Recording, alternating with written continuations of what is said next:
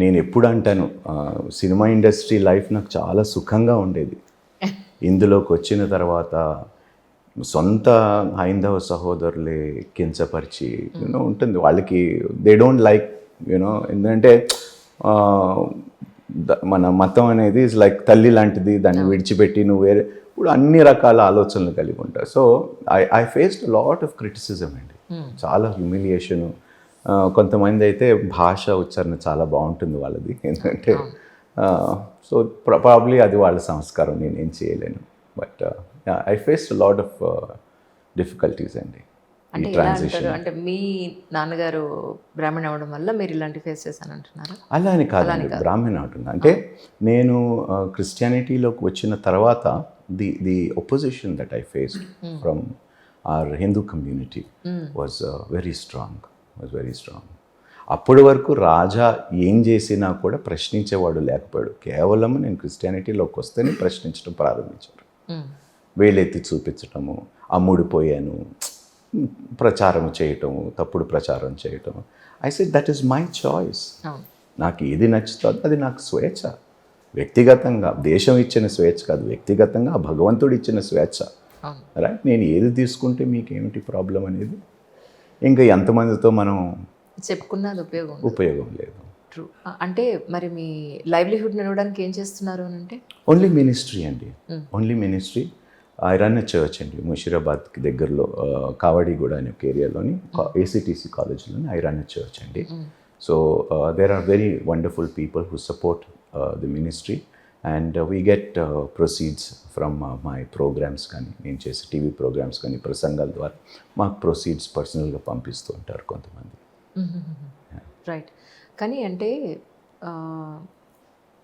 మనకి ఇంట్రెస్ట్ ఉండి మతం మార్చుకోవడం వేరు, మీరు ఏకంగా పాస్టర్ అయ్యారు కదా. అవునండి. మీకు అనిపించలేదా ఎప్పుడు ఇది నేను ఇలాంటి స్పీచెస్ ఇవ్వలేదు, ఇప్పుడు ఇలా ఎలా ఇవ్వగలుగుతానా లేదా అని? దీనికి ట్రైనింగ్ ఉంటుందంటారా? ట్రైనింగ్ ఏం లేదండి. ఇప్పుడు అంటే నేను థియోలాజికల్ కేవలం క్రిస్టియన్ డాక్ట్రిన్ని అర్థం చేసుకోవటానికి థియోలాజికల్ ట్రైనింగ్ తీసుకున్నాను. కానీ మాటలు మాట్లాడటం అనేది, ప్రజెంటేషన్ అనేది it is a skill that is given by God. ఇప్పుడు అందరూ జర్నలిస్ట్ అయిపోలేరు. ట్రూ. రైట్. సో కొంతమంది చాలా క్లిక్ అవుతారు, కొంతమంది క్లిక్ అవ్వరు. సో దాన్ని నువ్వు ఏ విధంగా దానిని ప్రాక్టీస్ చేసుకుంటావో, నీ presentation skills, C everything is oratory skills అండి. సో ఏ రాజకీయ నాయకుడైనా, ఇప్పుడు పెద్ద పెద్ద రాజకీయ నాయకులు కొడుకులు ఉన్నారు, వాళ్ళు మాట్లాడలేరు తండ్రులు మాట్లాడినట్టు. అందుకని they are not able to connect with the people. So ఆ గిఫ్ట్ భగవంతుడు నాకు ఇచ్చాడని నేను అనుకుంటున్నానండి. కానీ ఎంత కాన్ఫిడెన్స్ కావాలి, ఉండాలండి, కాన్ఫిడెన్స్ ఉండాలి. అంటే సినిమా ఇండస్ట్రీలోనే కొంచెం ట్రైనింగ్ అయ్యింది కాబట్టి, ఎందుకంటే ప్రెస్ మీట్స్కి కానీ 100 days ఫంక్షన్ కానీ, లేకపోతే ప్లాటినం డిస్క్ సెలబ్రేషన్స్, ఏదో ఒకటి క్రౌడ్స్ ముందు వెళ్ళి, థియేటర్కి వెళ్ళి స్టేజ్ మీద నిలబడి వాళ్ళ ముందు మాట్లాడటం. So I think this was a formal training for me. మీలాంటి వాళ్ళందరూ ఇన్ని స్పీచ్లు ఇచ్చేసి, ఇంత యూట్యూబ్లో ఇంత మాట్లాడి హిందువులందరినీ కూడా క్రైస్తవులుగా మార్చే ప్రయత్నం చేస్తున్నారు. ఇది ఎంతవరకు నిజం అంటే? అది ఏదైనా మీరు అనండి, బట్ అది వాస్తవం కాదండి, వాస్తవం కానే కాదు. ఎవరిని మార్చలేరండి.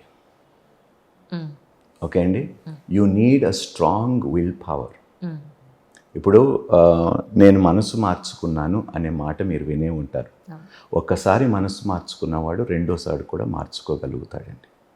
రైట్. ఇప్పుడు నేను చెప్పిన మాటలను బట్టి మీరు కొంచెం కన్విన్స్ అయ్యి ఏదో మీ మనసు మారచ్చు. మళ్ళీ ఎవడో ఒకడు వచ్చి ఇంకొక మాట చెప్తే మళ్ళీ మీ మనసు మారుతుంది. సో అలా కాదు, it has to be a strong convention from God. అది భగవంతుడి నుండి రావాల్సిందండి. ఏ మనుషులు ఏదో చెప్తే కన్వర్ట్ అయిపోతారనేది అది వట్టి మాటలండి. అది ఒక ప్రచారం, it's a propaganda, absolute propaganda. And I don't think అండి ఇట్స్ సో ఈజీ ఫర్. అంటే ఇక్కడ ఒక చిన్న పాయింట్ ఉంది సార్. ఒక వెల్ ఎడ్యుకేటెడ్ని మనం ఒక మాటతోటి మనం మార్చలేకపోవచ్చు, కానీ ఇల్లిటరేట్స్ ఎవరైతే ఉన్నారో, illiterates are more difficult to bring to Christianity rather than educated people. అంతేనంటారా? అబ్సల్యూట్లీ. నేను ఛాలెంజ్ చేస్తాను మీకు. You see the highest amount of educated class that has come to the faith in Christianity is higher అండి. ఇల్లిటరేట్స్కి probably ప్రలోభాలు పెట్టైనా ఏదైనా ఉండొచ్చు, కానీ educated people కాదండి. What to educated people need? వాళ్ళకి ఏం ప్రలోభాలు కావాలి కదండి? అది వాళ్ళ మనస్సాక్షి. వాళ్ళ మనస్సాక్షి చెప్పిన దాన్ని బట్టి దే నో.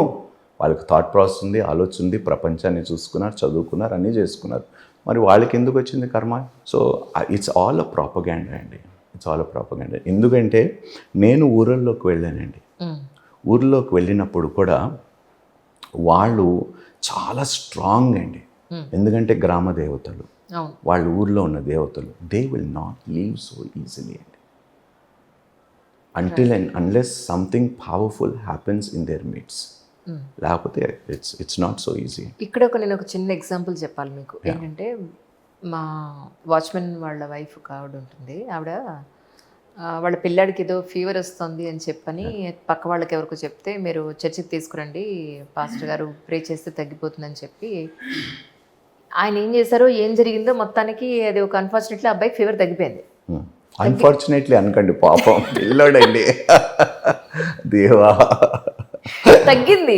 మీరు కూడా ఇలా మాట్లాడితే ఎలా అండి? ఓకే రైట్, ఫార్చునేట్లీ తగ్గింది. అయితే ఏమైంది, ఇప్పుడు అక్కడ చెప్పింది ఏంటంటే, అమ్మాయి వచ్చింది, ఆ అమ్మాయి మార్చుకుంది, మతం మార్చుకుంది, వచ్చింది. ఒకరోజు బొట్టు లేకుండా వస్తే, ఏమిటి బొట్టు లేకుండా ఉన్నావు అని అన్నాను. అంటే ఇలా మతం తీసుకున్నానమ్మా అంది.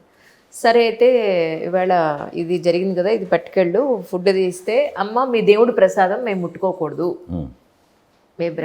హిందువుల ప్రసాదం మేము ముట్టుకోకూడదు. మరి నువ్వు నా దగ్గర పని చేస్తున్నావు, నేను ఇచ్చే డబ్బులు ఎవరి డబ్బులు? నేను కష్టపడితేనే కదా నేను నీకు జీతం ఇస్తున్నాను. జీతానికి ప్రసాదానికి ముడి పెట్టకండి, భలేవారు మీరు. అంటే తినకూడదనే చెప్తున్నారా మీరు? కాదండి. ఇప్పుడు నేను ఏమంటున్నానంటే, I would never force anybody to do anything. Okay right. మీకు ఇష్టం లేని పని నేను బలవంతం ఎందుకు చేయాలి? ఇది అసలు కరెక్టా కాదా చెప్పండి. పోనీ ఇప్పుడు అలా అనుకోవడం కరెక్టా కాదా? అది ఇప్పుడు ఒకటి చెప్తున్నానండి. బైబిల్ ప్రకారం వాళ్ళు ఏమంటారంటే, do not eat food sacrifice to idols. Okay, what is the faith? God cannot be in an idol. ఇప్పుడు సృష్టికర్త, మనం బ్రహ్మ అంటాం సహజంగా. అలాంటి సృష్టికర్తని మీరు తీసుకొని అంత గొప్ప భగవంతుడు రూపాన్ని మీరు ఇంత చిన్నగా పెట్టేసుకొని మీరు ఇంట్లో పూజిస్తానంటే, వాట్ జస్టిఫికేషన్ ఇట్ ఈస్? అది మనం ఊహిస్తాం కదా, అదే ప్రతి చోట చూస్తాము. మీరు ఊహించుకోవటానికి మీకు స్వేచ్ఛ ఉంటే, వాళ్ళు ఆలోచించుకోవటానికి స్వేచ్ఛ ఉండకూడదు. ఇప్పుడు సపోజ్ మీరు చర్చ్ నుంచి నాకు ఏదైనా ప్రసాదం చర్చ్ నుంచి మేము ఏమి ఇవ్వమండి, భలేవారు. ఏమి ఇవ్వము మీకు. పోనీ ఒక ఏమంటారు, ఒక ముస్లిం వాళ్ళ ఇంట్లో ఏదో చేసుకుని పండగ తీసుకొచ్చి మేము తింటాం కదా, ఏమి ఇవ్వమండి. ఇప్పుడు the reason why I'm saying is, we don't offer anything to any idol, right? And whatever we do is we do it out of love, right? There is no conditions, right? And food anedi is given by the earth, right? దాని మీద ఏ మతానికి హక్కు లేదండి, right? ఏ దేవుడు ఏ మతానికి ఇది నాది, ఇది మీరే తినాలి అట్లా ఏం హక్కు లేదు. బట్ ఏమిటంటే, మెయిన్లీ మీరు సామాన్యంగా ఇంట్లో వండుకొని తిండి చేసి అన్నీ పెట్టండి, తప్పకుండా ఎవరైనా తింటారు. But the only condition in that is, do not eat food sacrifice to idols. Right. So that is one condition. మీరు ఇంట్లో ఎన్ని రోజులు, నేను చక్కగా నన్ను పిలవండి, మీ ఇంట్లోకి వచ్చి నేను భోజనం చేస్తాను. ప్రసాదం అంటే మాత్రం తినరు, అంతేనా? సో మీరు కూడా అలాగే ఉన్నారు అయితే దీన్ని బట్టి. అలాగే ఉన్నారని కాదు, దిస్ ఇస్ అవర్ బిలీఫ్స్. ఇప్పుడు సరే, తిరుపతి నుంచి లడ్డు వచ్చింది, ప్రసాదం అంటే తీసుకుంటారు, తీసుకోరా మీరు? యాజ్ ఎక్స్ బ్రాహ్మణ్ అనుకోండి, ఇప్పుడు మనకి కొన్ని మీలో నేను బ్రాహ్మణే చూస్తున్నాను. అచ్చమైన బ్రాహ్మణ అబ్బాయిలని నాకు మీరు కనిపిస్తున్నారు. అబ్సల్యూట్లీ గర్వాప్సీలాగా ఉంది ఇది ఇంటర్వ్యూ.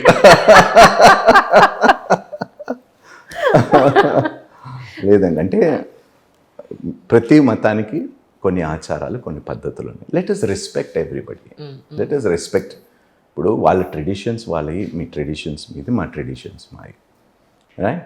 సో ఎందుకు వేలెత్తి దాన్నే గుచ్చి గుచ్చి గుచ్చి గుచ్చి ఎందుకు? ఇప్పుడు ఇట్స్ ఆల్ ప్రాపగేషన్ అనిపిస్తుంది కొన్నిసార్లు. అంటే నా ఉద్దేశం ఒకటే సార్, ఇప్పుడు ఏదో ఒక శక్తి ఉంది అనేది నిజం, అది మహమ్మద్ ప్రవక్త కావచ్చు, లేకపోతే హిందూయిజం కావచ్చు, ఇంకోటి కావచ్చు, ఎవరి ఇష్టం వాళ్ళది. అదే అంటున్నాను, ఎవరు నేను ఇష్టం ఏం వాళ్ళదని object మీరే చేయట్లేదు. అంటున్నారు, మళ్ళీ ఎవరి ఇప్పుడు ఇష్టం అబ్జెక్ట్ వాళ్ళది. అంటే చేస్తున్నారు నేను కదా. ఏంటంటే అది రూపాలు వేరంతే. ఇప్పుడు నేను ఒక రాయిలో చూస్తే మీరు ఒక సిలువలో చూస్తారేమో. సిలువలో దేవుణ్ణి మేము ఎన్నడూ చూడమండి.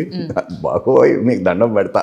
మరి ఎక్కడ చూస్తారు మీరు అంజలి దేవుణ్ణి? గారు, సిలువ దేనికి సాదృశ్యం అంటే త్యాగానికి సాదృశ్యం. సరే, మీరు ఎందులో దైవత్వం ఓకే? చూస్తారు చెప్పండి. ఎందులోని చూడమండి దైవత్వం. దేవుడు ఆత్మస్వరూపి కాబట్టి we have to experience that అండి. ఫస్ట్ కమాండ్మెంట్ బైబిల్లో, మరి మీరు చదివారో లేదో తెలియదు, 10 ఆజ్ఞలు ఉంటాయండి.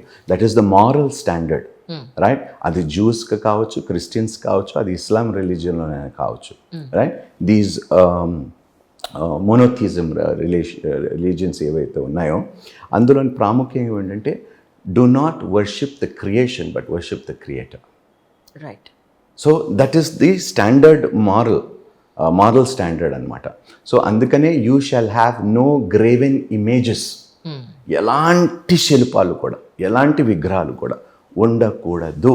ఎందుకంటే దేవుణ్ణి చూసినది ఎవరు లేరు కాబట్టి.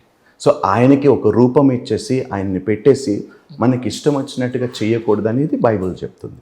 సో దాన్ని మేము చాలా స్ట్రిక్ట్గా ఫాలో అవుతాం. రైట్. రైట్, బికాజ్ నేను భగవంతుడిని చూడలేదు, మీరు భగవంతుని చూడలేదు. ఎవరో శిల్పీలు చెక్కినదే మీరు చూస్తున్నది, దాన్ని మీరు పూజిస్తున్నారు, నేను కూడా చూడలేదు. రైట్? యేసుక్రీస్తు నేను చూడలేదు. యేసుక్రీస్తు ఇలా ఉంటాడని ఎవరైనా ఫోటో చెప్పినా వాడికి దండం పెడతా. Right. Right, I don't believe in that అండి. ఇప్పుడు ముస్లిం సోదరులు వాళ్ళ పండగలైనప్పుడు ఖీర్ అని అవని ఇవని అన్నీ తింటామండి. తింటారా? మరి అన్నీ తింటాం. అప్పుడు ప్రసాదం కాదా అది? కాదండి, they don't offer it to idols కదండి. అచ్చా. సో అక్కడ పట్టుకున్నారనమాట మీరు. Any food that is not, ఇప్పుడు మీ ఇంట్లో పుట్టినరోజులు చేసుకోండి, పెళ్ళిళ్ళు చేసుకోండి, ఏమైనా చేసుకోండి, తప్పకుండా వచ్చి తింటాం, కాదనటం లేదు. రైట్. రైట్. రైట్. సరే, మీరు భలే ఉన్నారండి. Why don't you respect something we respect అండి? అయ్యో, కష్టమే ఉన్నదండి.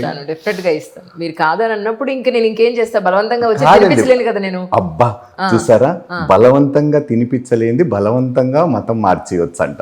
బా, అంత బాగా మాట్లాడతారు అంటే చూడండి మీరు. వాళ్ళ మానసిక ఆర్థిక పరిస్థితులు వాళ్ళు అలాగా అటు సైడ్ వెళ్ళేలాగా చేస్తాయేమో అనేది ఎవరి ఏమండి, డబ్బుడికి అమ్ముడు పోయిన వాడు అసలు ఏ మతానికి చెందినవాడు కాడు. అయితే ఇప్పుడు హిందూ నుంచి లేదా అదర్ వేరే మతాల నుంచి క్రిస్టియన్లోకి వెళ్ళేవాడు ఏమీ డబ్బులు పెట్టలేదంటారా మీరు? ఎందుకు ఇస్తారండి? ఇచ్చినోడు గాడిద, తీసుకున్నోడు గాడిద. చాలా మీకు ఇచ్చినవాడు గాడిద, తీసుకున్నవాడు గాడిద. సరే, డన్. ముషీరాబాద్లోనే ఎందుకు చర్చ్ పెట్టడం జరిగిందంటే ఏం చెప్తారు? ముషీరాబాద్లో ఎందుకు పెట్టామంటే అండి, that was the area that God showed me. Is it? Yeah. So when I was asking, when I prayed, so then I was moving about ఆ ఏరియాలంతా నేను చూస్తున్నప్పుడు, and this is the place that God said I will establish your ministry. So అక్కడ ప్రారంభించాను. We started off with maybe 12 to 15 people. So today we have about 500-600 people who come, hear the message and they go. కానీ Musheerabad MLA గారితో కూడా మీకు మంచి. అవునండి, ఎందుకంటే ఇప్పుడే కాదండి, ఆయనకి నాకు సంబంధం 10 years బ్యాక్. నేను మూవీ ఇండస్ట్రీలో ఉన్నప్పుడు, ఆయన కూడా ఒకప్పుడు ప్రొడ్యూసరే కదండి. అవును. సో ఆయన మీ దగ్గరికి వస్తుంటారు అప్పుడప్పుడు? ఎందుకు రారండి, ఆయనే స్వయంగా చెప్పింది కూడా. ప్రతిసారి వచ్చినప్పుడు నాకు మనసుకి చాలా శాంతిగా అనిపిస్తుంది ఇక్కడికి వచ్చినప్పుడు. He finds some presence there కదండి.